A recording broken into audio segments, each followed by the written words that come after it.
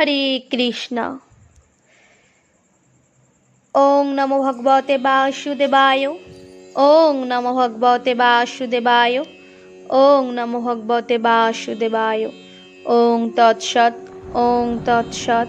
ওং তৎসৎ। শ্রীমদ্ ভগবদ গীতার 14 অধ্যায় গুণত্রয় বিভাগ যোগ।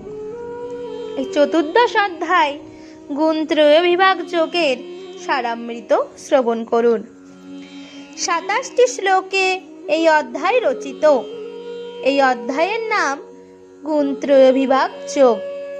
সত্য, রজ ও তম এই 3 গুণ এবং 3 গুণের অতীত ত্রিগুণাতীত অবস্থায় এই অধ্যায়ে বিশেষভাবে আলোচিত হয়েছে। ভগবান শ্রীকৃষ্ণই ব্রহ্মের প্রতিষ্ঠা এবং ভগবত তত্ত্ব ও ব্রহ্মতত্ত্ব যে একই বস্তু তা স্পষ্টভাবে বুঝিয়েছেন এই অধ্যায়ে। ভগবান শ্রীকৃষ্ণ বলেছেন, আমাকে একনিষ্ঠ ভক্তিযোগে সেবা করলেই ত্রিগুণাতীত হয়ে ব্রহ্মভাব প্রাপ্তি হয়, কারণ আমি ব্রহ্মের প্রতিষ্ঠা। আবার এও বলেছেন, ব্রহ্মভাব প্রাপ্ত হলে আমাতে পরাভক্তি জন্মে। ব্রহ্মজ্ঞান ও পরাভক্তি একই বস্তু।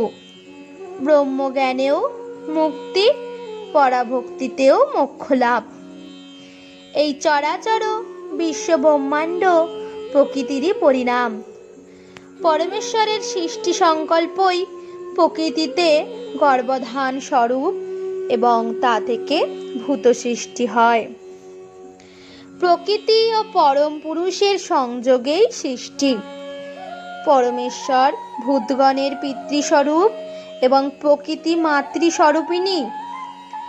সত্য, রজ ও তম প্রকৃতির এই 3 গুণ যদিও পরম পুরুষ নিষ্ক্রিয়, তবুও যেন গুণসঙ্গবশত পুরুষের সংসার বন্ধন ঘটে। সত্য, রজ ও তম এই 3 গুণ একত্র একই ক্ষেত্রে অবস্থান করে।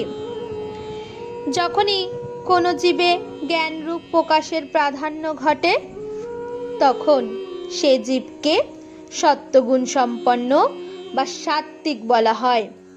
সত্যগুণ প্রকাশশীল ও নির্দোষ, রজগুণ রাগাত্মক।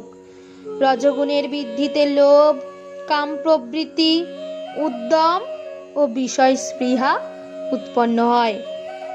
তাই কোনো জীবে এ সকল গুণের প্রাধান্য ঘটলে তাকে রজগুণী বলা হয়। তমগুণ বৃদ্ধি পেলে বিবেক ভ্রংশ, অনুদ্যম, অনবধানতা এবং বুদ্ধি বিপর্যয় ঘটে। যখন কোনো জীবে এসবের প্রাবল্য দেখা যায়, তখন তাকে তমগুণী বা তামসিক প্রকৃতি সম্পন্ন বলা হয়।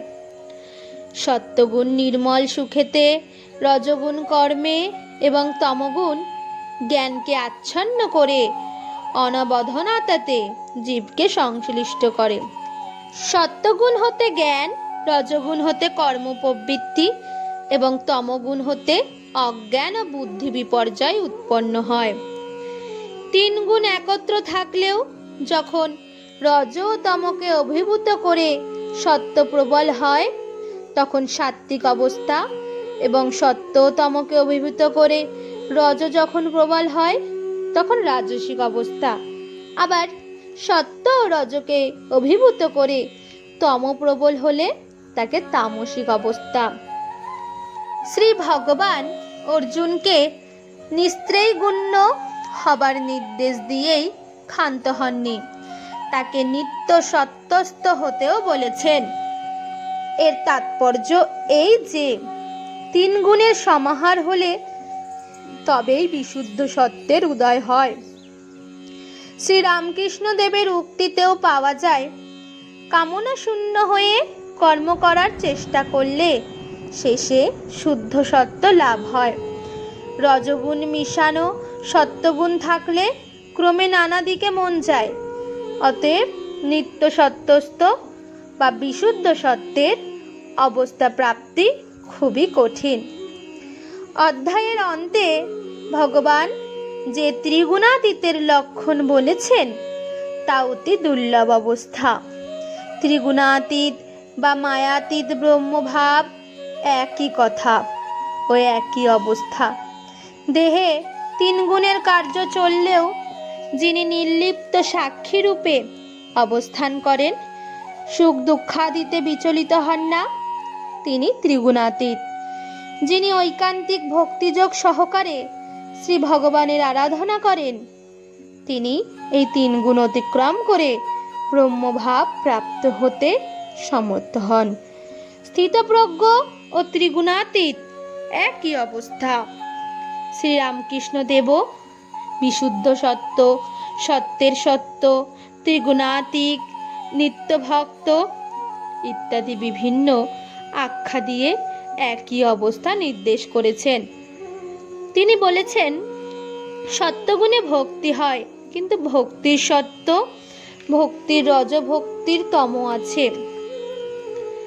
ভক্তির সত্য, বিশুদ্ধ সত্য এ হলে ঈশ্বর ছাড়া আর কিছুতেই মন থাকে না। কেবল দেহটা যাতে রক্ষা হয় এইটুকু শরীরের উপর মন থাকে। পরমহংস তিন গুণের অতীত, তার ভিতর তিন গুণ আছে, আবার নেই।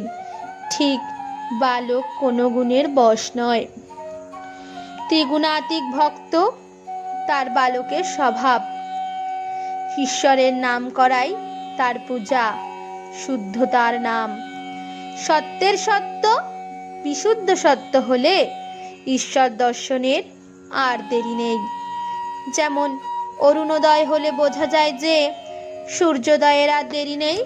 আবার ত্রিগুণাতীত ভক্ত আছে।